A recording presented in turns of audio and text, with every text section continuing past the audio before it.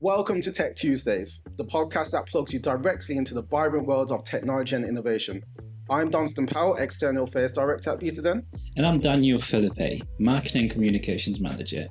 We're thrilled to be your guides each month as we explore the latest trends, breakthroughs, and the inspiring stories behind them. Proudly powered by BetaDen, the two-time national award-winning tech accelerator program, Tech Tuesdays is your go-to source for insights from industry leaders, startup journeys, and a look at how technology is shaping the future. So, whether you're an entrepreneur, an investor, a tech enthusiast, or just curious about what's next, we're unpacking complex topics, sparking new ideas, and showcasing the incredible talent driving innovation. So settle in and get ready for your monthly dose of tech inspiration. This is Tech Tuesdays. Okay, we'd like to kick off this episode with a quick roundup of latest headlines from the world of tech. We called it the Tech Roundup, which is also a newsletter that we run on LinkedIn on a monthly basis. So if you're interested in finding more, make sure you subscribe. This is basically a chance for me to do my geekiness. And this is just like me expressing everything I enjoy about tech and just being like, oh, look at this. Oh, look at that. Look, this is perfect for this job. Yes. Look what came through my timeline. So yeah, a couple of things that came through my timeline is I'm always trying to keep up to date, which is very difficult, on what the most powerful engines are currently when it comes to AI models. Now, everybody's heard of like your ChatGPTs and OpenAI. Now, there's a model called Claude 4 that is beating all benchmarks on everything that's ever happened previously. It just kind of shows how quickly this landscape is changing and advancing. So if you are into coding, if you are into kind of LLMs, Claude 4 might be the new one you want to kind of have a check-in on and have a look into.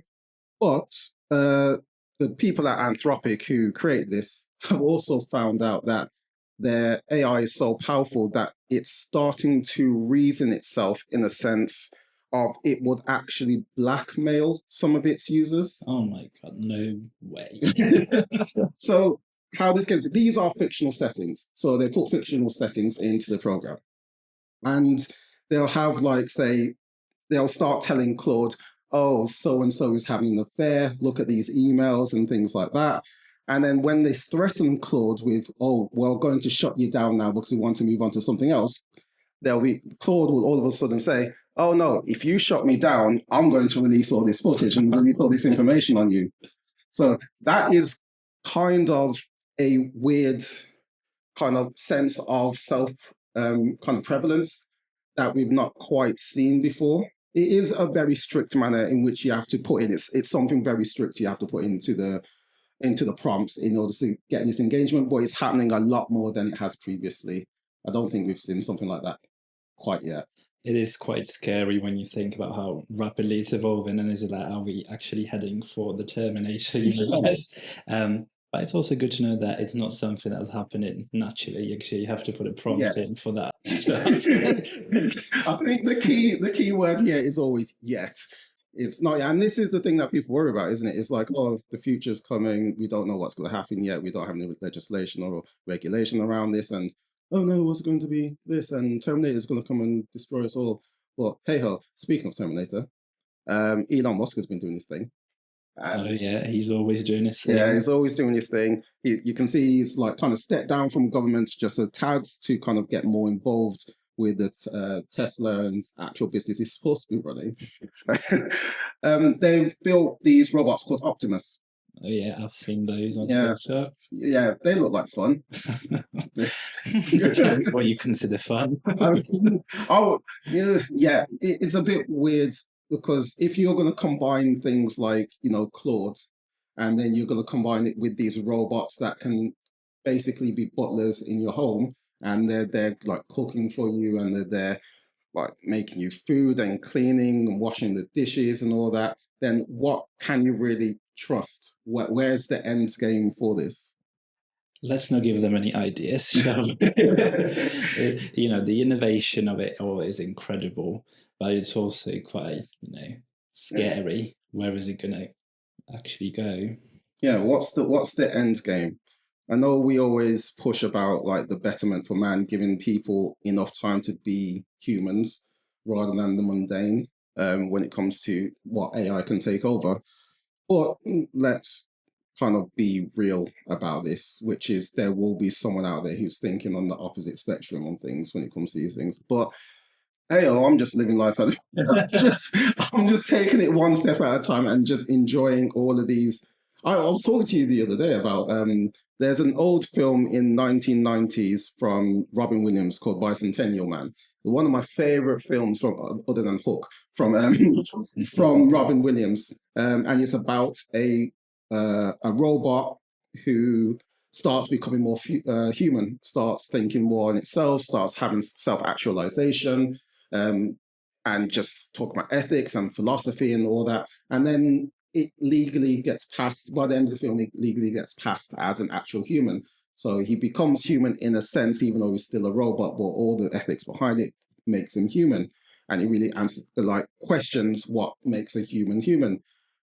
This is kind of going down the same route currently of what all those films are when I was like a little young'un watching as a kid. It's just weird to see kind of art coming to fruition in this kind of manner. I'm here for it, don't get me wrong, but it's a very interesting concept that we've reached today. And then speaking of films, I'm not even meaning to segue into these, but they just fall into them so quickly. Have you seen VO3? So there's the new Google AI VO3. It's their latest and greatest. It's very new for the industry. They've now been able to combine video with audio using text prompts. Previously, this wasn't a possible thing. So you will have to do we've used HeyGen, where you can have an audio replica of your voice, or we can use a video replica through HeyGen as well. What VO3 has managed to do is combine the two. So you can now give it a prompt like make a video of a mouse running across a stream, and then it's talking to a tree and the tree's talking back and the wind blowing. And then you can put in the audio cues that says you'll hear the rustle of the leaves in the trees. The voice of the mouse will be like this, and the voice of the tree will be like this. It will create it all into one succinct video, which has never been done before. And the realism behind it is just absolutely incredible. And we delivered a AI for non-techies workshop, 2 weeks ago? Correct. So we delivered that, and some of the questions that came to be were, what's going to happen in the media industry? There was someone there who's very heavily into media, and what's going to come next from that? And I told him, we're still a way off from things really being controlled that much. You still got to do the editing behind the scenes. You still got to put audio to video and all these kind of things of what it can generate. And the worrying thing is, in the space of that 2 week time, Google have said, hold my drink, and just produced this new algorithm that now lets you create art in such a realistic way that was never seen before. And you're in media, so do you actually see this kind of hindering you or helping you? Where is your views? I mean, first of all, it's incredible. I think that's a testament to how far AI is really developing. Because like I said, 2 weeks ago, we were like, it's getting there, but now, it's here.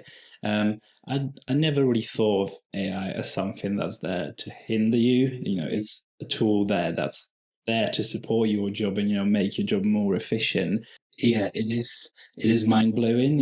It's here. It's only going to get more advanced. It's incredible how far we've come since, the video of Will Smith a few years ago to where we are now to photorealistic videos with audio as well. And it's definitely something to watch out for.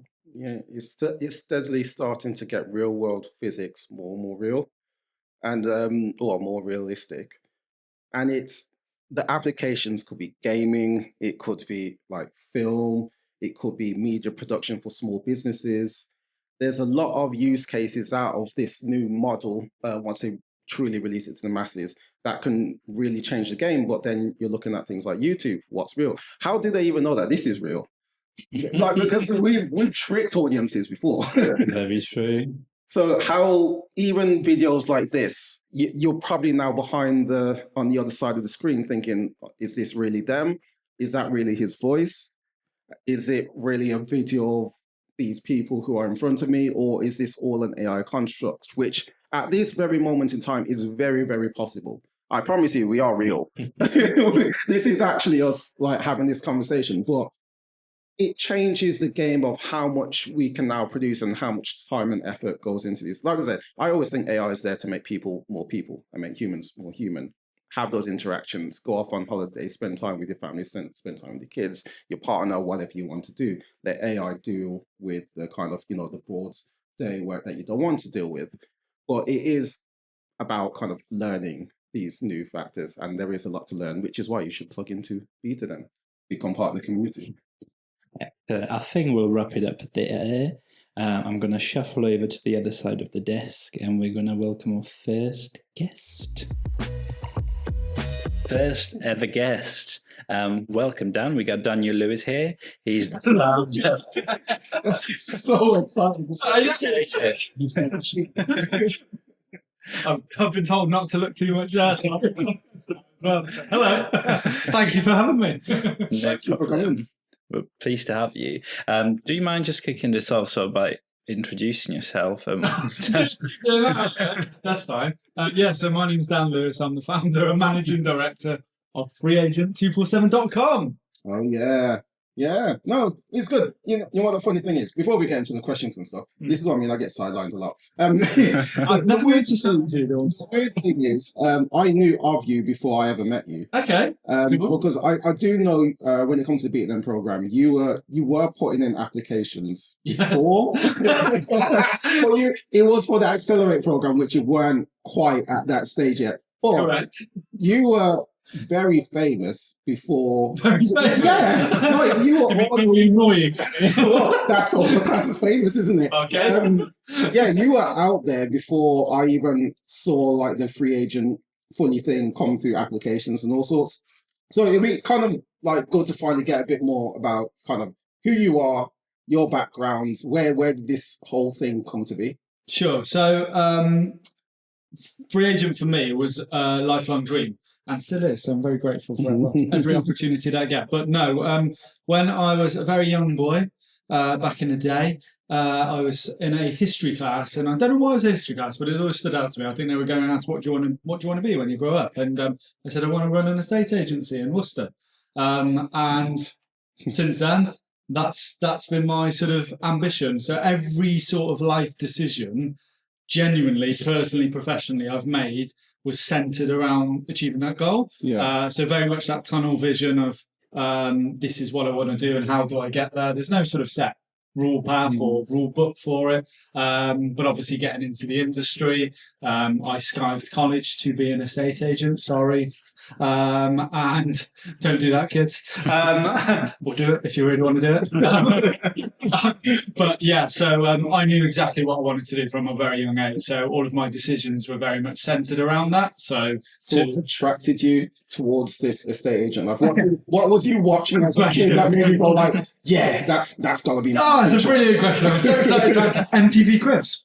For real? Oh, that makes sense. Yeah. Yeah. So in my generation, when I grew up, I was, I would say, fortunate enough. I went to a rural high school, and a lot of my sort of friends and people that I grew up with, they lived in hillside properties, around Martley, Worcestershire, if anyone knows it. Very nice rural part of Worcestershire. WR6, if anyone's looking to buy, sell, or move there, let me know. So I was going to house parties and I wasn't from quite that area, should I say. I was more rural to where I was from. So I was seeing all of these houses all of the time. And then I was reminded of the Rishi Sunak thing when he said, I've never had Sky as a kid, but I didn't have Sky as a kid. So when I used to go in the houses, I used to go on Sky and play, there's that Candy Crush game type thing. Yeah. And this is where it has reason, MTV Cribs. And I always remember Lil Bow Wow, welcome to my crib. Why do I remember that episode? Yeah. I did used to watch it as a kid. My name's Lil Bow Wow, welcome to my crib. But I sort of took that concept, actually, which sort of then, I wouldn't be sat here today if it wasn't for Lil Bow Wow. Send them a love letter. We will, this is it. There was also a few, obviously, other episodes, but they were all inspiring. So I saw that, and it just really inspired me. So that sort of concept and the video concept is where I'm going with this. So 10, 11 years ago, when I worked at my previous firm, I was at a property in Ombersley called Gads. I remember most properties I've been to. And I was on the phone to my mom, and I was, at this beautiful house. And she said, "Oh, well, show me." So we just video called each other, switched it to a video call. And she went, "Oh, show me around." So I just started touring around. I went, wait. Stop. And I had a selfie stick in the time in my car because they were all the range. So I was doing the photos like this. So I went, put my phone on the camera, on the selfie stick, put it on camera, recorded it, and then put it onto my personal Facebook page and a few other social media channels, and it blew up, basically. Was this you working for another firm? Right. Yeah. So you started off working for other people. Where did the entrepreneurial spirit come into that? I'd say I think it was always that I wanted to either have an office of my own or a partnership through one of the big Worcestershire firms. That was my intention, and I was very clear about that. And along the years of working so I went into an office at 17, sort of essentially ran that for 4 years. From a very young age, used to go home crying, didn't know what I was doing, but brilliant experience, in at the deep end sort of stuff. And then from there, went to a leading Worcestershire firm. I'm not trying to sell any other so use free agent. But so I went to them, and my intention was also to go and open a partnership and office because of how the structure was. Obviously, things change in the world and in industries, and in estate agency, there were several shifts over the years. So throughout my time of working in estate agencies, I sort of had, and it's kind of since a young age, I've always had entrepreneurial ventures, shall we say. So my dad, bless him, always a really hard worker, worked the full-time job, had a window cleaning round on the weekend. So I used to always help him out with that. I still do. To this day, go out and help him. He's had different things over his life and different situations he's been in. But so we still have that business basically. And I actually sort of did that when he had cancer for the first time round. He's now got it for the second time round. But out my car around my estate agency job, and it started to teach me how to make a bit of extra money from a very young age. The boy at 12 to go, right, okay, so how can I create something? How can I make some extra money? And that was a way to do it, really simple way. And that business is still actually going today, which my dad is, he runs that. So that means a lot to me. So your entrepreneurial, sometimes that word's difficult to say, entrepreneurial spirit was kind of ingrained in you through kind of family. I guess so. I think the hard working ethic, certainly from my dad, bless him. He's still an absolute grafter. Yeah, good word. The entrepreneurialism, I think, is probably something I'd say, with all due respect, comes a little bit from my uncle, a little bit more. So still family sort of thing, because I'd seen him do different ventures over the years. And I'd seen different things of what that had given him. Yeah. Property, lifestyle-wise, etc. So aspirational. And I think the combination of that versus taking the risks that you have to take, sort of blended my character into who I am. That's really cool. And then you went to college? Yes. Did you ever do like university or any of No, not directly. When I left college, well, you just visited a bunch of party time. What do you mean not directly? No, it's very career driven from a very young age. Networking. Of course. So I actually went, the company I worked for when I was 17, 18 off the back of college was a law firm, and they had an estate agency office. So I actually went to law school, which was kind of a part of a franchise university sort of concept. Very quickly realised that wasn't the way I wanted to go, and it was only because it was a way in, a foot in the door, because it was a solicitor's firm. I'll do law because you've got an estate agency. That's what I'm interested in. Had no interest in law at all, so it was a creative push myself in. send lots of applications to you guys. Eventually, I'll get in some way. Yeah. So there's always been like a tunnel vision for you, really. Yes. To put a time scale on it, how long did it take to go from little Dan watching MTV Cribs to actually you having Free Agent as your own company? I'm still little Dan, thank you. It was so 10 years basically in the industry. So yeah, started 17/18 out of college, Skiving College, around that. Set up that office. 10 years later, set up Free Agent basically, and that was the classic sort of. Although I've always had the intentions and the mindset and the desire to do it, I was trying to do something actually in the company I was with previously for a while, and that just wasn't working. There were lots of shifts in the industry, lots of shifts of how things were working, company structures, which obviously I got to learn a lot about. And off the back of that, I went, do you know what? I may as well do it myself.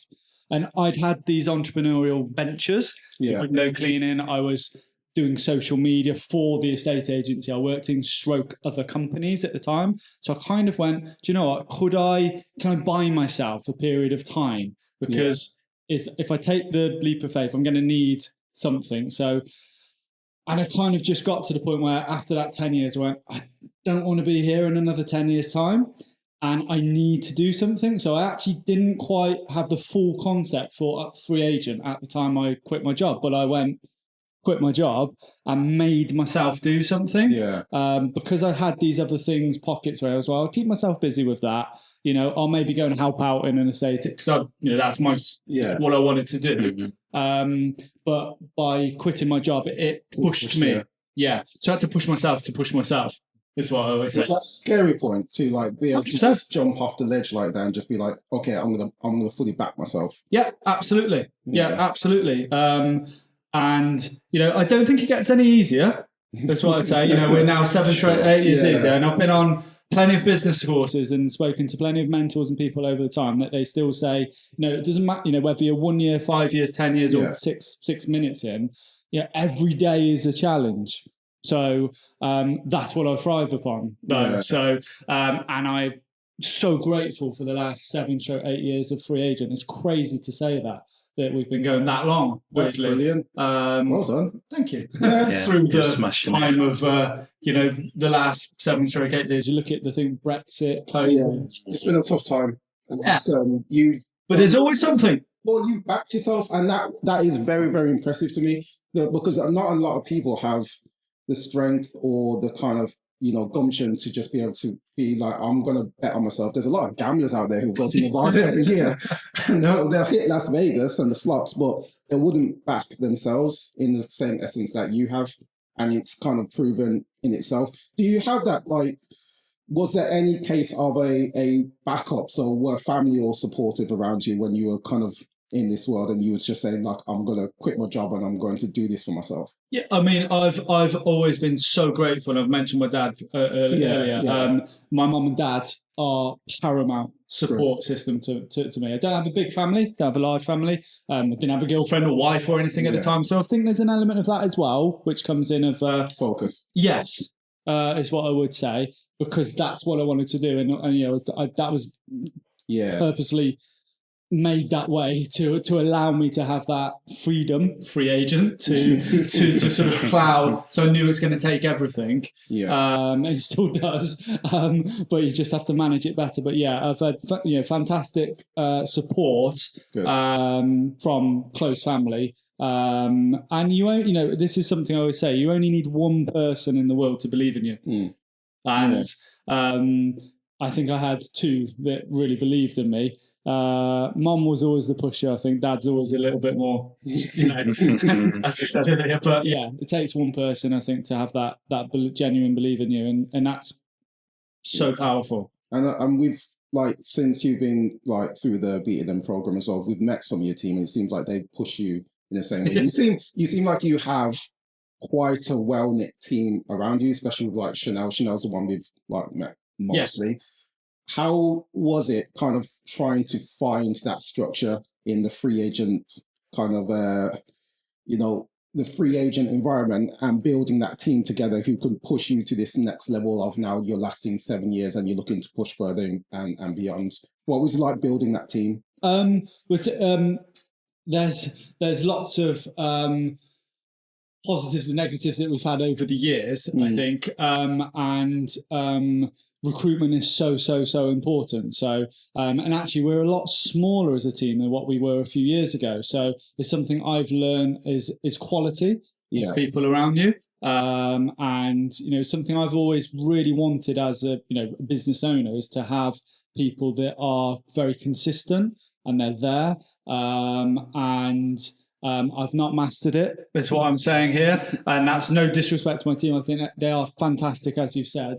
But I think the openness of how we run the company is something I've always been really, really strong on from my previous experience. Yeah. I try and tell everyone everything, so they know exactly what I'm thinking of doing. They then feed back to me. They're really strong in their critique. I love that. So anything I'm thinking of doing, they'll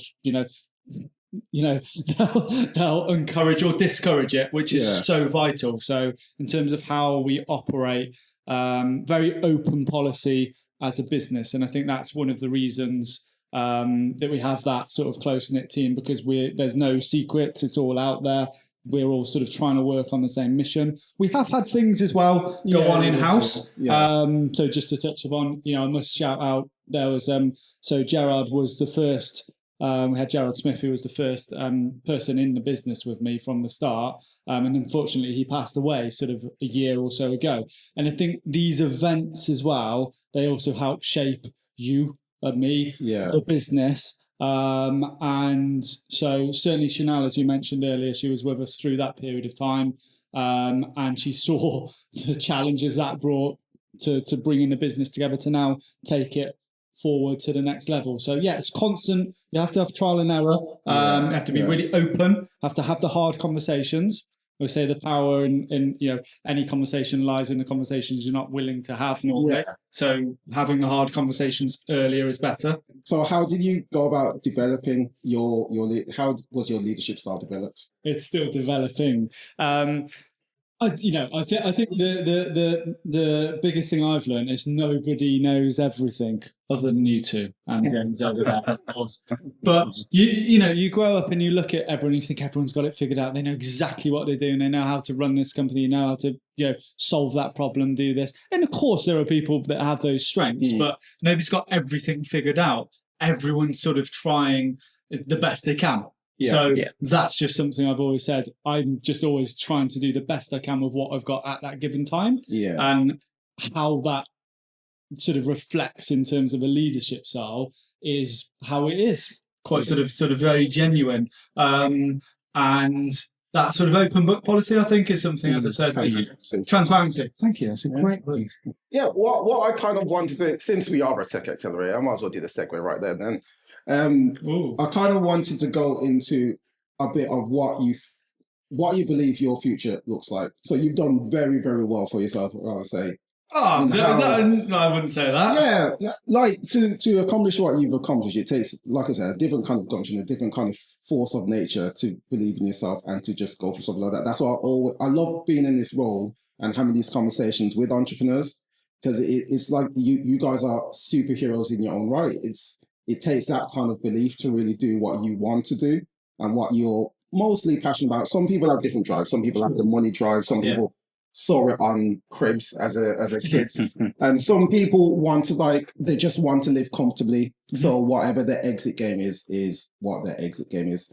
But with the ever-changing worlds of technology and AI, where do you see yourself being in the next 5 years? Because you've got a great media presence. How you guys do your media and your social media is great. Do you see AI and the world kind of adapting with that? Or how do you plan on tackling this new world that we're in? Very good question. Very deep question as well. So first of all, I'm not a superhero. Everyone else is a superhero. All the customers, all the clients, all the team. I'm just the facilitator in a weird way. So, and I do what I love every day. So, it's something AI tech, having been in the industry now for 18 years and started, sticking newspapers in shop windows and things like that. That's what I started doing. I think that technology, AI, will play a pivotal role certainly, in the world, and that will have an impact on estate agency as an industry. And it's my job, going back to job, that's where I've got to try and sort of stay on the curve at the very least, trying to be ahead of the curve of these things, because I think there will be, and I keep saying this, certainly within 5 to 10 years, some very big shifts in the industry. If you look at how fast things are moving, I can kind of see 1, 2, 3 years ahead in terms of where I want the business, how I want to sort of structure it, and where I want to get us to, or not, as it may be, because I think there will be other things that will come in that will change. Just to block the whole thing. Exactly. So I think the nimbility, the agility of the business, of how it is, and where I want it to continually be positioned is really, really important for when these things will happen at some point. And I think that's not just on a day-to-day operational side of a state agency. I think there's bigger things within the whole ecosystem. So the conveyancing, the wider sort of, talk to anyone about selling a house, and it's quite, in a polite way, the word that people use is archaic, from the sort of when you agree the sale to exchange and completion, anything can happen. There's no legally binding sort of structure there. That process will speed up through technology, through AI. It is only a matter of time for that. And I think that will be one of the biggest shifts in the industry. And it's trying to, as I say, be positioned so when these comes, I want to still be there. That's my number one goal, because it's what I do and what I love and what I always want to do. And having the ability to sort of try and see these things come in and try and plan accordingly, basically. You got the right mindset for it, like looking forward. Have you guys started already implementing any sort of, whether that is AI or any other tech automation aspects into your business? Because obviously as a property agency, there's only so much you can do, and I'm sure there's loads on like the back end processes. Have you started looking into that already? Absolutely, yeah. Well, big thanks to Peter Dan. It was the push to sort of help us do that. So thank you again to you guys for that. And I think off the back of that, that's really sort of opened my eyes up a lot more, widened my team's eyes up to sort of on a day-to-day basis. There's little things that start creeping in, like our CRM system has its own inbuilt AI. Okay, so there's little things like that, which I'm trying to, encourage people to use, but also check at the same time. So there's a balancing act at the moment, I think. There are, literally in the last two days, I've signed up to a new property portal, which is it's an AI generated property search portal. So I think that's the right term I've got there. So it's centered around AI, of how it's the first online platform for searching for property through specifically AI. And I'm one of the first estate agencies in Worcestershire to sign up for that. So some promotions coming off the back of that. So yeah, just that awareness, trying to sort of find these things, whether it's a portal, which could be disruptive to the industry, some tech that will change the conveyancing side of things, which is there and will come, or on a day-to-day operational point. Because I think, from my perspective, something I've always been really passionate about is, in terms of business operational side of things, humans, I think, have to have the empathy side of things. Okay, particularly in a property transaction, because it is a roller coaster. I think that roller coaster will get smoother, is what I'm saying. But I think as it stands now, you have to have that empathetical side to, it's a transaction, that's the way ups, down, sideways, etc., etc. So humans for empathy, and then tech on the side of that. Busy work. Absolutely. And sort of trying to get that blend on. So I don't need, something, again, when you go back to team and structure and stuff like that, there's a lot of tech out there that we're not utilizing. But I've always said this, in any business and estate agency particularly, there's so much that we haven't turned over yet that's there at our disposal that I need to sort of fully implement to know that actually that's going to help our client journey, the client portals, different things like that, and all that sort of stuff. So yeah, it's very aware, stroke sort of finding the right things that work for us and our clients, because sometimes you can be too quick to change. Correct. Yeah. I think your there will always be a place for people like you, especially in the industry you are in with the prop tech, because people always want to talk to people rather than talking to kind of like a robot. And in the industry that you're in, when these homeowners, they're selling their family homes, this is something of sentimental value. It means a lot to them. They might have had it in the family for absolute years, and it's going to be a real emotional time.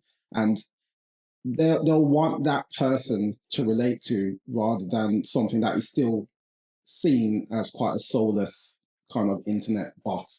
You're still that person that they can relate to and talk to. You've seen these stories, you've had these experiences. So it will never kind of take away from the fact that you are that person, or your team are those people that these people can relate to. The ones selling the houses, the ones buying the houses, the ones with it's their newest home, the ones who are buying and they're buying their first home. That's a massive achievement in anyone's life.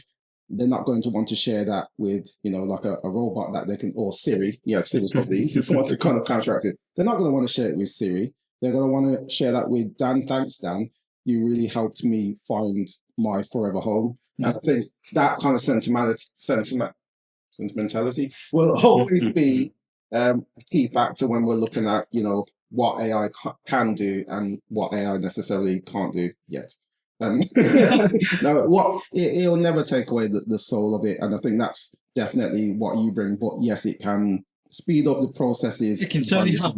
It can help that client journey be a lot smoother, as I say. And but yeah, you still have to have that, the feel of the, I'm deeply passionate, maybe too passionate sometimes, about every client's journey and the process of what they're going to go through. But yeah, I'm a big believer that there's lots of stuff there that will continue to help and add to that experience. So then you actually sort of trying to, be the best person you can be for them as well. So it allows you to have that time a little bit more to do the more sort of personal sort of touches, which are, generally the nicer touch points throughout the process. Yeah, it's something I always bring up, which is it allows humans to be more human.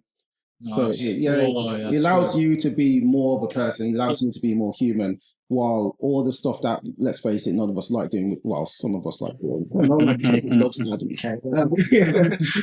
the spreadsheets and all the admin stuff, we can keep that aside, and now we can have more personalized engagement. So it is changing the face of like what our future can be, but I think it can be for the better if we use it in the right way. Yeah, so I think especially in your sensibility of how you engage with these people and these customers. So. Yeah, well, people buy from people, right? Yeah. So like you said, you still want to be there, even if AI really does advance to a point where it revolutionizes the whole industry. People still buy from people. Like I say, buying a house is a very emotional transaction, and having someone there like yourself who's really enthusiastic, been there, has got loads of experience, can relate to. I think that's never really gonna go away. Yeah. And then that's what, I think I just need to add to then the next generation of tech, which is, so if I've built my experience and then got all the experience of what AI does and how it can help, then that's going to make me a rounded estate agent, as I put it, in simple terms, to help, each age generation, because there's going to be different generations as well that are sort of more open to different things. So I deal with anyone from a, 20-year-old to 60, 70-year-old people, so across the spectrum, and they're all going to be used to different things, aren't they? So it's how it's all used, and where, as you say, you can be more human with the opportunities to do so, I think, which will grow, hopefully.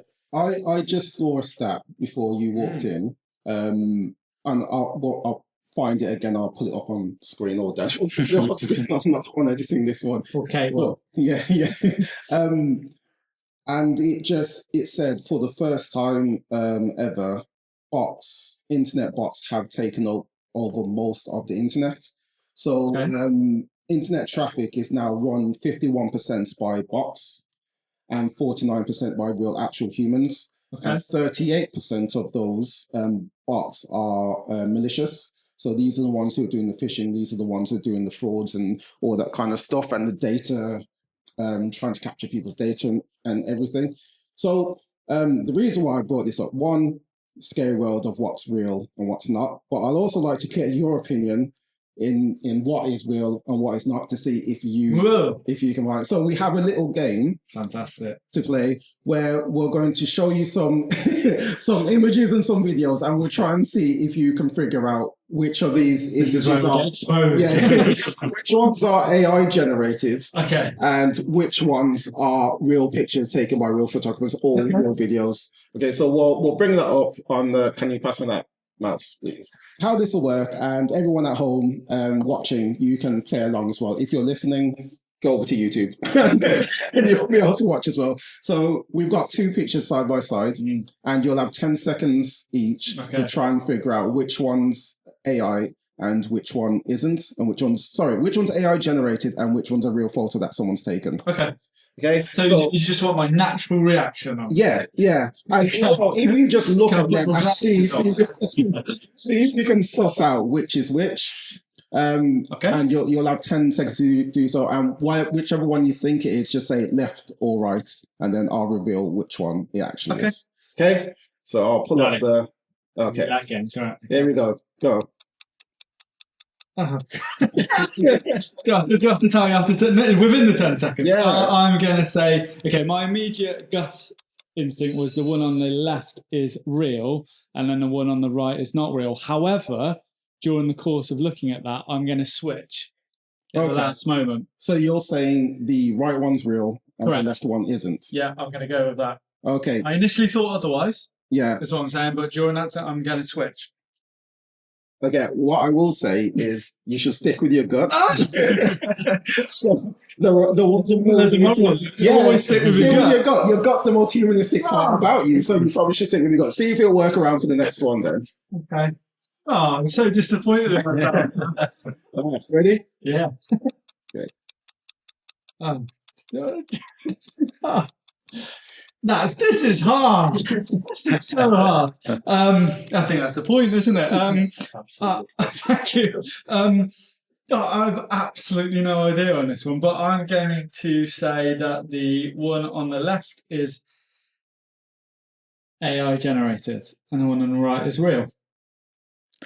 Sorry, Ron. I was going to say there's no right answers, but there is. Truly is. So yeah, you can't be wrong in life, though. Everyone, I'm just learning lessons here. The one on the right has been generated through Google. Yeah. The one on the left is a real photo, and I'll put the name of the photographer on this one because very cool photo.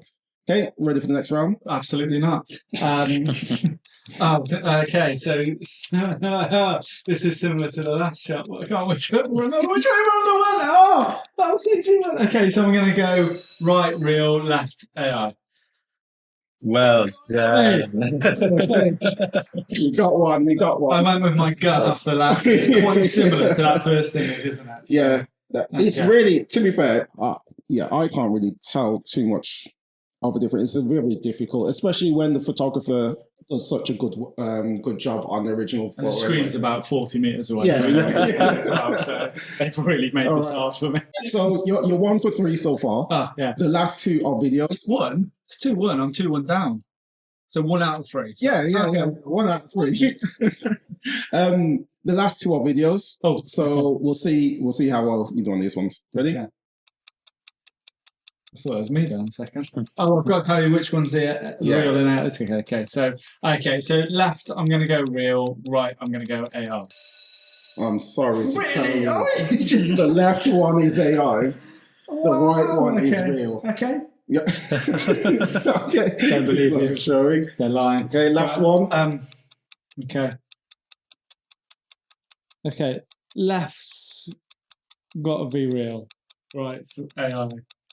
Oh, thank you, Daniel. I really went for this That one was a bit of a trick one, to be fair. We tried to throw you off with aspect ratios. But didn't work on me. So if we were keeping the scoreboard, you have 2 out of 5. Correct. Yeah. Which is in my head, not bad. 3-2. Yeah. Let's do football rules. I think really that's a testament to how far AI has already gone. Like if we filmed this 2 months ago, you'd probably be able to tell a lot easier. But even within just the last week, really, Yeah. that it's advancing so rapidly that it's really hard to do. I know it was slightly unfair. You only had 10 seconds and there were things moving around, but it is getting harder. And, you did 2 out of 5, so just to bring that up again. Thank you. So you can have the top. I wouldn't want to do that. I don't want to get no one on here. No one would want to put themselves up for this and have themselves out there like that. But no, so if you were playing that at home, just comment down below. What was your score? Did you actually manage to get them all right? Are you one of the few? Well, Daniel did rather badly when he tried this one. So, both Dans seem to have. So he didn't. It's a Daniel thing. Yeah, it might be a Daniel thing. Okay, how'd you get on? Did I get 1 right or 2? You might, yeah, you might have done the okay, same. Yeah, just to shout out our producer James, though, he got 5 out of 5. Yeah, he did. Yeah, you made them. No, it was actually Dunstan who made it. I made these ones, so, yeah. He really did really well. No, fair play. Yeah, it's very difficult. Yeah, I say it's only again, and I wanted to throw some videos in there because we had this. We were talking about what the latest tech is in the past month, or what trends have come along. There's a new Google AI called VEO3 or VO3, and it's now fusing video with audio. Okay. So you'll be able to text prompt, and you'll be able to hear the rustle of the leaves, and you'll be able to hear people talk and all that kind of stuff through an actual a regular prompt. Sorry, this has just come into my head. Sorry, just a curveball. Do you think you'll be able to smell anything? The senses, because a lot of tech, I've always thought, how you can see, feel, almost, there's so much developing there. The smell, you've just said sound. Yeah. And so that just triggered me to go. I think that's already out there, isn't it? It's just not really gone mainstream. And I think that technology is something they've been looking for years and years. I think they just can't get it quite right. It's being developed because it's part of the whole, having a chip in your brain. Yeah. Because whatever they plug that into in the brain, I'm not a neuroscientist, so all of this is going to sound like something. I was listening intently. They'll be able to kind of influence your brain structure enough to say, oh, this is what you're smelling when it's not really what you're smelling and things like that. So they'll be to falsify sense in a way. I think we're still a way off from that properly coming to fruition. But then again, with the advancements with the AI and things like that, it could come along a lot quicker. A lot of new technological advancements have come along a lot quicker because of AI.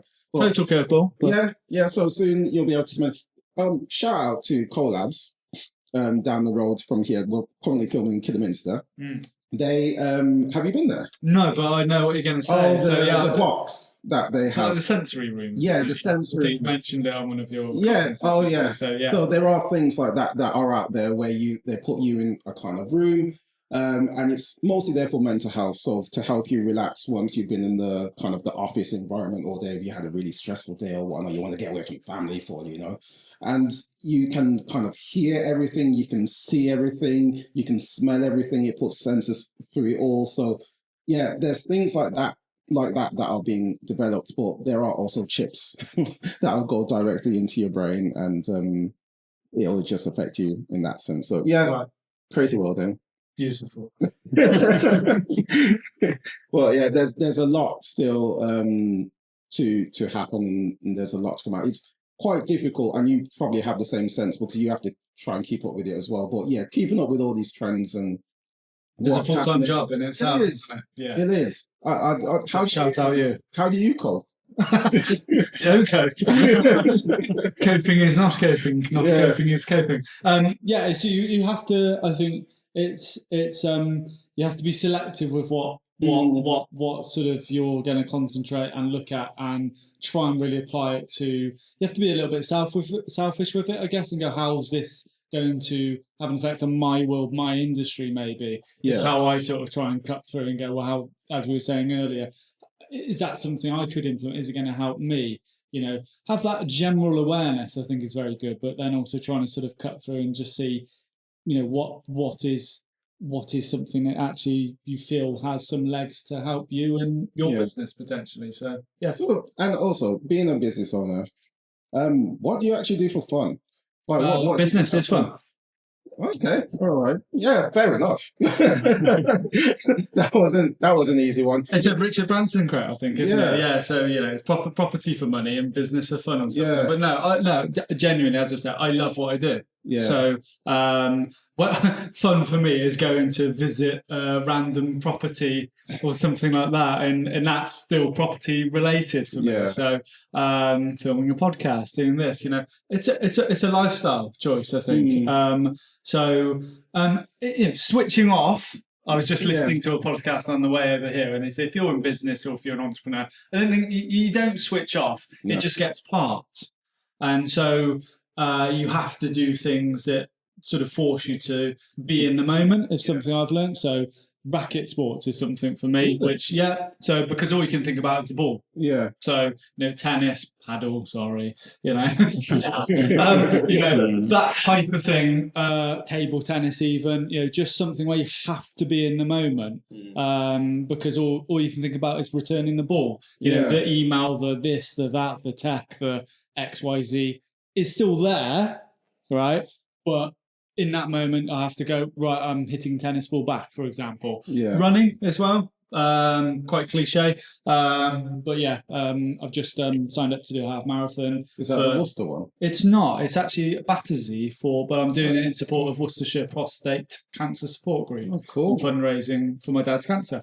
Running, I think the whole clearing the mind, the mental strength it gives you as well to sort of keep going. What is that one? That is July, so it's about 8 weeks away from filming today. I'll be happy. Do you want to do it? No, because to be fair, as these guys know, my dad has just been diagnosed with prostate cancer as well. Wow. So that's what I mean. Like, it's me, sorry.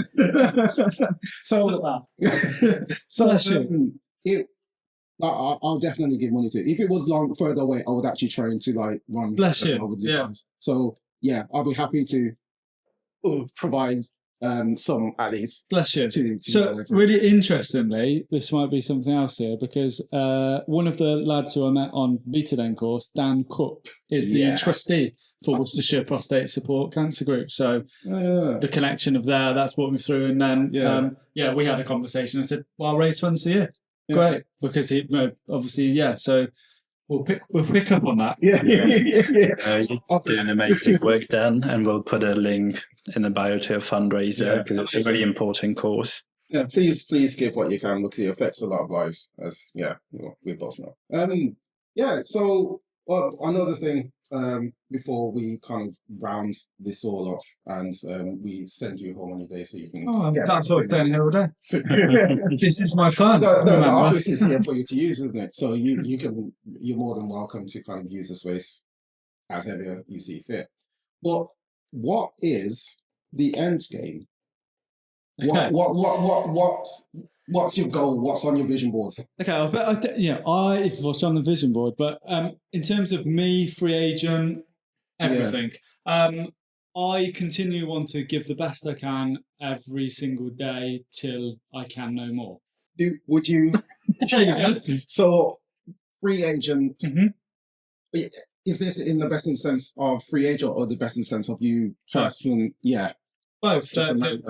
But both. It's sort of it's become my baby, free agent now, which is growing up, and I want to sort of continue to help it grow into the modern world and whatever it might have to face out there, the scary AI things and all of that. So it's just something. It allows me to do something I love every single day. I want to continue that and continue to use it in a sense to be able to give back and create opportunities. And on the vision board, I'd love to run entrepreneur camps one day, maybe sort of centered around property and estate agency and the world that I love, but sort of help support young entrepreneurs that want to get out, create something, and give back ultimately to local community as much as I can, and continue to do that through the vehicle of what I have created in free agent, basically. So that will be my ultimate dream of moving towards that. And well, we've always said once a beta dinner, always a beta dinner, and kind of not influencing, but giving hope to kind of the younger generation of what's possible, because not every kid not every student wants to be working for a firm or wants to be in the workforce. They want to build something themselves. They want to kind of discover and enhance their entrepreneurial spirit, but there seems to be a lack of that kind of support around. So it's something that we're definitely, as BT, then looking to do more in the future. And it sounds like something we can possibly collaborate on in the future as well. Once we've figured out how that would actually look. But it's one of our passions to say you don't have to be cornered into this kind of world and this kind of life. If you want to build something yourself, here are the tools. Here, experiments. Exactly. Use them as you see fit. Don't be too scared to bet on yourself, and just see what happens. And especially when you're younger, that's the best time to kind of see what you are capable of. If you are kind of scared of, am I going to be stuck in this 9 to 5? Do something like yourself where you can have more of a merriment and you can enjoy every day of your life and do what you actually love and enjoy doing. So we'll have a talk. I think that's a great note to end it on, an inspiring one. I think the mantra here is like what you do and do what you like. Ooh. There we go. Right, thank you very much, Dan. I think we couldn't have asked for a better guest for the first one. You've got a better tech, but absolutely, that's something to work on. But you've got a really inspiring story behind you, and you've still got a long way to go in terms of. I didn't mean that in a nasty way. I mean that in a way you've got to make the distance. Every day is a challenge. Every day is a challenge, but you're making the moves and you're climbing the mountains, and well done to you. Thank you. I really appreciate it. Thank you for having me, everyone. Thanks. All right. That's a wrap. That's a wrap. Woo!